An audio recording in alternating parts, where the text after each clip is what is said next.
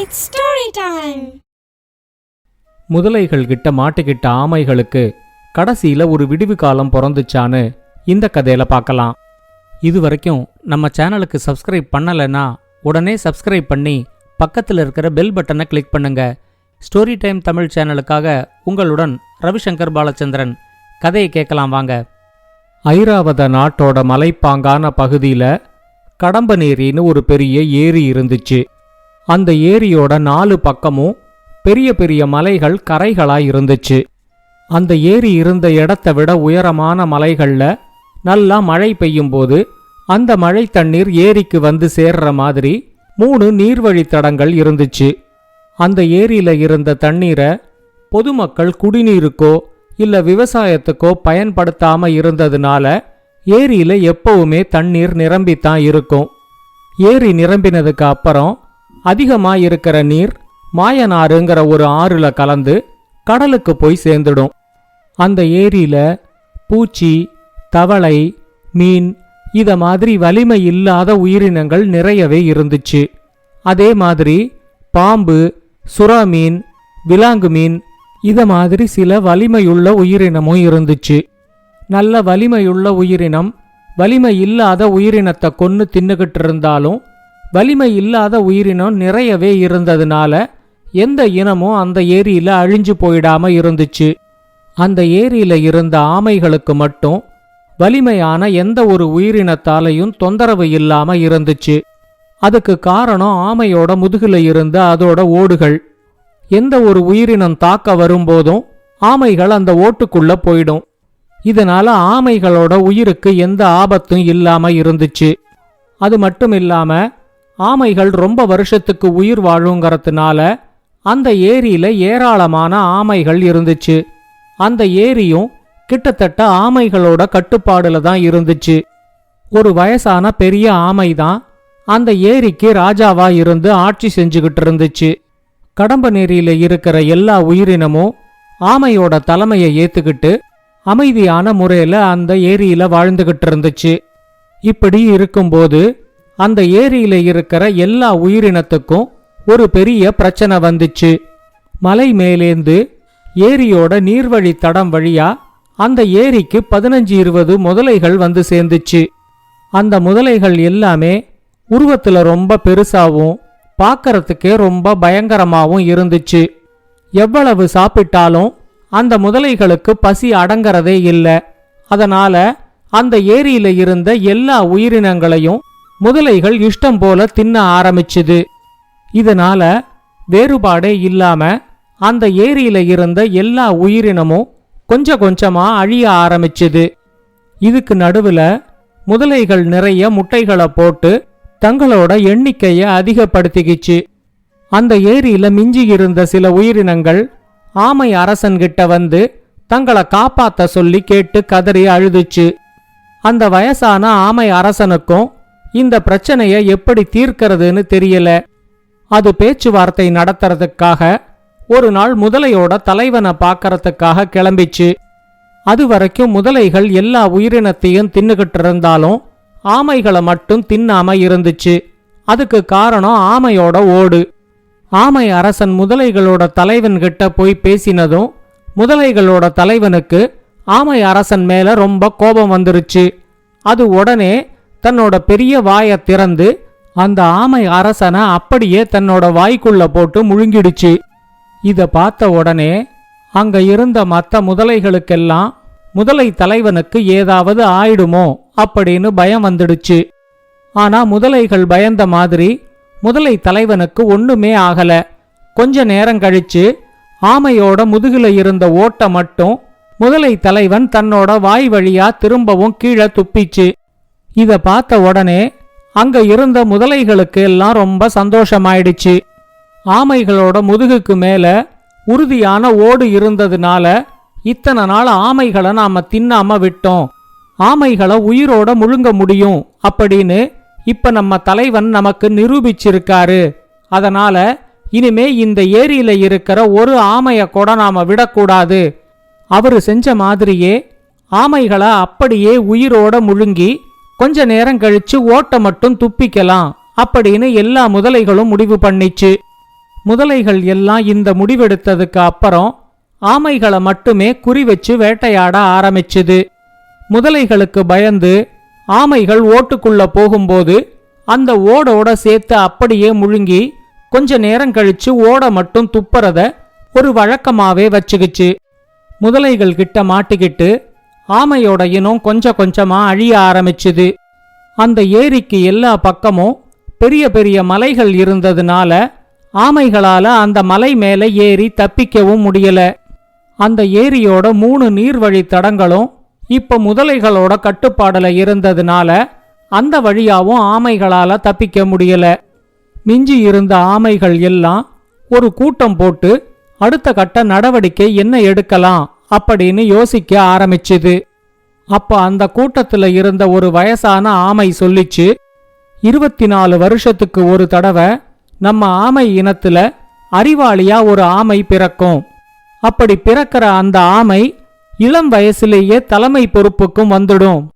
அந்த மாதிரி ஒரு ஆமை பிறந்து நம்ம இனத்தை காப்பாத்துற வரைக்கும் நாம எல்லாரும் முதலைகிட்டேந்து எப்படியாவது தப்பிச்சு தான் ஆகணும். கடைசியா அத மாதிரி ஒரு அறிவாளி ஆமை பிறந்து 21 வருஷம் முடிஞ்சிடுச்சு. இன்னும் 3 வருஷத்துக்கு இந்த முதலைகள் கிட்ட நாம தப்பிச்சா போதும். அதுக்கு அப்புறம் பிறக்க போற அறிவாளி ஆமை இந்த முதலைகள் கிட்டேந்து கண்டிப்பா நம்ம எல்லாரையும் காப்பாத்தும் அப்படின்னு சொல்லிச்சு. அந்த கூட்டத்துல கலந்துகிட்ட இளம் ஆமைகளுக்கு வயசான ஆமை சொன்னது கொஞ்சம் கூட பிடிக்கல. 24 வருஷத்துக்கு ஒரு தடவை அறிவாளியா ஒரு ஆமை பிறக்கும் அப்படின்னு நம்புறதே முட்டாள்தனம். அப்படியே ஒருவேளை நம்பினா கூட அந்த ஆமைய எப்படி அடையாளம் கண்டுபிடிக்கிறது அப்படின்னு கேட்டுச்சு. இப்ப வயசான ஆமை சொல்லிச்சு, அந்த ஆமை மத்த ஆமைகள் மாதிரி இல்லாம சிவப்பு நிறத்துல இருக்கும்.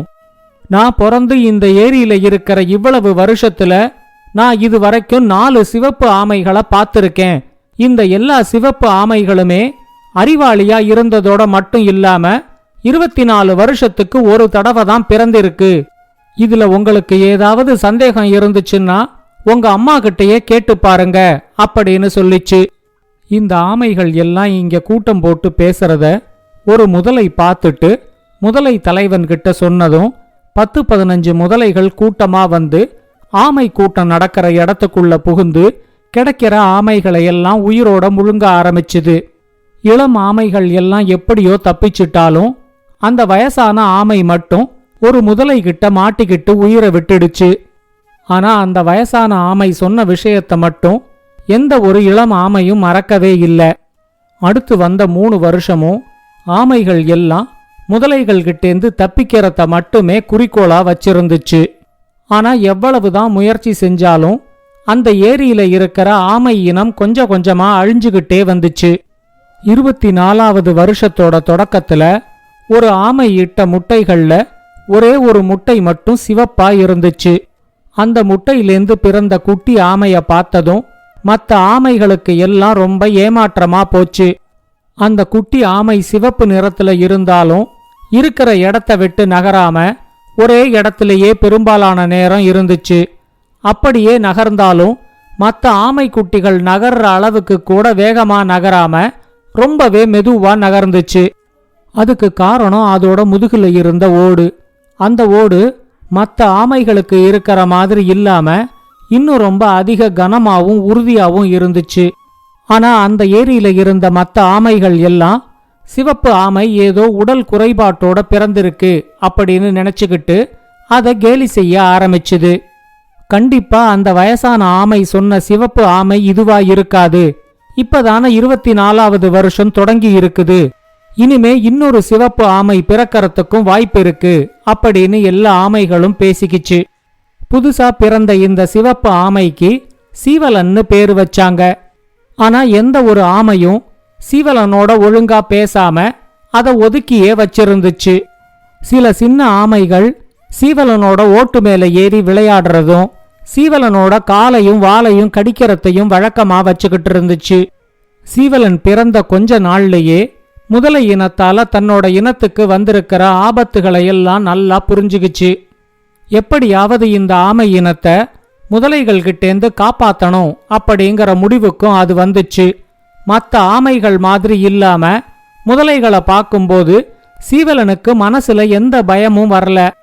அது நேரடியா முதலை தலைவன் கிட்ட இத பத்தி பேசி பார்க்கலாம் அப்படின்னு முடிவு பண்ணிச்சு. அங்க இருந்த மத்த ஆமைகள் கிட்ட முதலைகளோட தலைவன் எங்க இருப்பான் அப்படின்னு கேட்டப்போ அந்த ஏரியோட பெருங்கரையில முதலைகளோட தலைவன் இருக்கிறதா அதுக்கு தெரிய வந்துச்சு. ஆனா இப்பவும் மத்த ஆமைகள் எல்லாம் அதை தெரிஞ்சுக்கிட்டு நீ என்ன பண்ண போற, பெருங்கரைக்கு போய் முதலைகளோட தலைவனோட சண்டை போட்டு தோக்கடிக்க போறியா அப்படின்னு கேட்டு சிரிச்சுது. ஆனா இத பத்தி எல்லாம் கவலைப்படாம சீவலன் முதலைகளோட தலைவனை பார்க்கறதுக்காக பெருங்கரைக்கு கிளம்பிடுச்சு. முதலைகளோட தலைவன் உருவத்துல மத்த முதலைகளை விட ரொம்பவே பெருசா இருந்துச்சு. முதலை அரசனுக்கு காவலா இருந்த காவல் முதலைகளையும் மீறி சீவலன் முதலை அரசன் கிட்ட போய், எங்க இனத்துல இப்ப கொஞ்சம் ஆமைகள் தான் இருக்கும், நாங்களும் அழிஞ்சிட்டா எங்க இனமே அழிஞ்சிடும், அதனால இனிமே எங்களை தின்னக்கூடாதுன்னு இங்க இருக்கிற எல்லா முதலைகளுக்கும் நீங்க ஒரு உத்தரவை கொடுக்கணும் அப்படின்னு கேட்டுக்குச்சு. அது வரைக்கும் கண்ணை மூடிக்கிட்டு கிடந்த முதலை தலைவன் கண்ணை திறந்து சீவலனை உத்து பார்த்துச்சு.